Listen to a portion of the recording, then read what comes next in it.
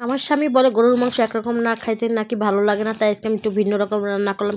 কীভাবে রান্না করলাম এই ভিডিও শেয়ার করবো। আসসালামু আলাইকুম। প্রতিদিন মতন আরেকটা ব্লগ। এই দেখেন আমি সেই পিঠা খাইতেছিলাম। এই পিঠাটা কে কী নামে ছিলেন অবশ্যই কমেন্টে জানাবেন। এটা আমার মা পাঠাইছিল, পিঠা ফ্রিজে রেখে দেওয়ার পরে করছিলাম। তো আজকে গরুর মাংস রান্না করবো হলো মুগ ডাল দিয়ে, যে প্রতিদিন আসলে গরুর মাংস একরকম আলু দিয়ে খাইতে ভালো লাগে না, এই জন্য ভাবলাম আজকে মুগ ডাল দিয়ে গরুর মাংস রান্না করবো। আমার হাজব্যান্ড বলে মুগ ডাল অথবা বুটের ডাল দিয়ে গরুর মাংস আজকে রান্না করো, তো প্রতিদিন একরকম ভালো লাগে না, তাই যাই ভাবলাম যে আজকে মুগ ডাল ছিল বাসাতে, মুগ ডাল দিয়ে আজকে রান্না করলাম। আর এদিকে শাক রান্না করব। এই যে ভুট্টা শাকগুলো ছিল ফ্রিজে কয়েকদিন ধরে ছিল, তো এটা আজকে পরিষ্কার করে বাইছে পরে রান্না করতেছিলাম। আর দেহের মাংসটা আমি ভালো করে কষা নিতেছিলাম। এই মুগ ডালের রান্নাটা, মুগ ডালগুলো আমি আগে ভেজে ভালো করে একটু সিদ্ধ করে নিয়েছি, পরে এখন দিয়ে দিলাম মাংস কষানোর পরে দিয়ে সুন্দর করে লাড়াচাড়া দিতেছিলাম।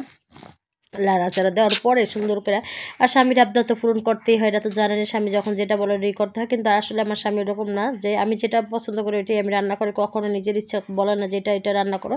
আচ্ছা কিসে জানির জন্য বলো যে গরুর মাংস একটু মুগ ডাল অথবা বুটের ডাল দিয়ে রান্না করো, তো তাই আমি ভাবলাম যে বাসায় মুগ ডাল ছিল, তো এর মাঝখানে প্রায় 15-20 দিন আগে আমি আবার বুটের ডাল দিয়ে রান্না করছিলাম, ভালোই লাগছিল। তো আজকে ভাবলাম একটু মুগ ডাল দিয়ে রান্না করে আজকে একটু অন্যরকম টেস্ট করে রান্না করে দেখেন। ভালো করে আমি কষাইয়া পরে আমি পানি দিয়ে দিলাম, কারণ মুগ ডাল দিয়ে কম রান্না করলে গরুর মাংসটা ওরকম অনেক মজা লাগে। আগে কমে যে বিয়ে বাড়িতে অথবা কেউ মারা গেলে এরকম করে একটা রান্না করতে এই ডালটা অনেক মজা ছিল খাইতে।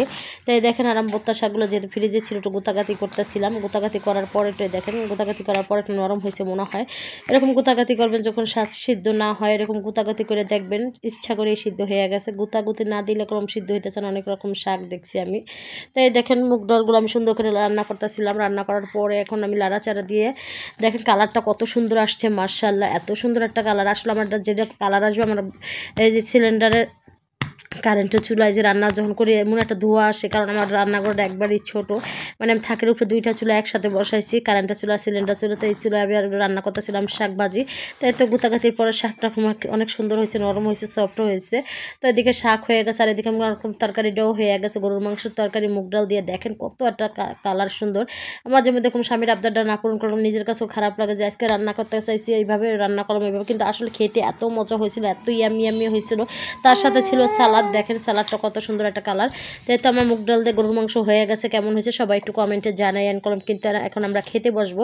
আমার হাজব্যান্ড তো খেয়ে অনেক প্রশংসা করছে যে না আসলে অনেক মজা হয়েছে, দেখতে যেমন হয়েছে খেতে অনেক মজা হয়েছে। আমার হাজব্যান্ড খাইতেছিল, বলতেছিল আসলে তো অনেক মজা হয়েছে। আর এই দেখেন আমার গাছে ফুল ফুটেছে মাশাল্লাহ। তো এই গাছগুলো এখন আমি আগামীকালকে ঠিকঠাক করবো, এগুলো আজকে নিচে থাকে না আমি দিব, তো এগুলো একটু দেখাবো আরেকদিন। তো যাই হোক, আমার মেয়ে আবার বয়স দেওয়ার সময় ও করে, এটা আবার মাইন্ডে দিয়ে না কেউ।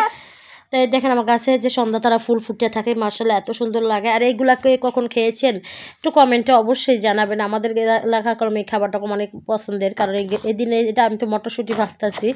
আর আমাদের গ্রামে যখন কোলের সেই হয়, সেই মানে চিকলাগুলো ফালাইয়া তখন এই যে এই কোলের সেইগুলো ভাজা হয়, মানে খোসা ছাড়ানোর পরে দেখেন। আর আমি একটু চালও ভাজা নিলাম, এটা একটু গ্রামের খাবার খাইলাম।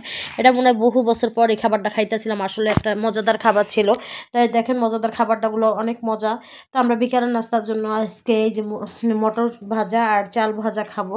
তো সবাই ভালো থাকবেন, সুস্থ থাকবেন, আল্লাহ হাফেজ।